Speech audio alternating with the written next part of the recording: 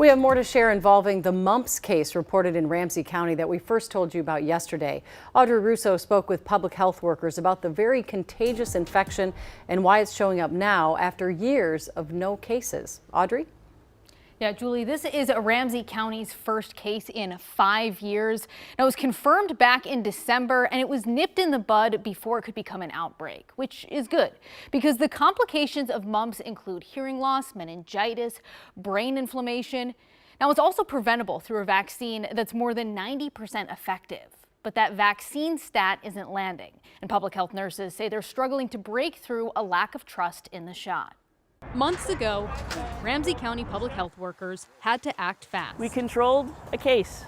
We got to the individual's family. To stop mumps. We protected the rest of the community In its tracks. It never became an outbreak. But medical director Dr. Linagawa It is what we do every day. is still thinking about Ramsey County's first case in 5 years. This was one individual who's recovered, but we're talking about it now too because this is a vaccine preventable disease.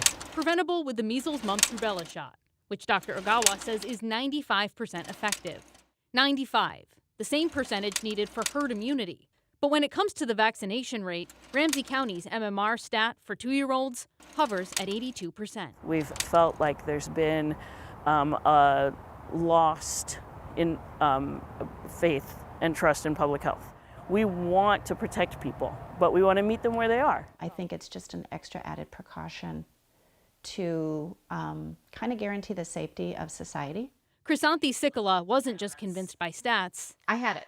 She's still thinking about the mild case of mumps that sidelined her for a week in the 70s. I remember like my neck being very bumpy, like swollen, just a fever and really just not feeling good. Decades later, she's surprised at how hard and fast public health must work Exactly. to beat the disease, making its comeback. You know, a vaccine was discovered and it did its job.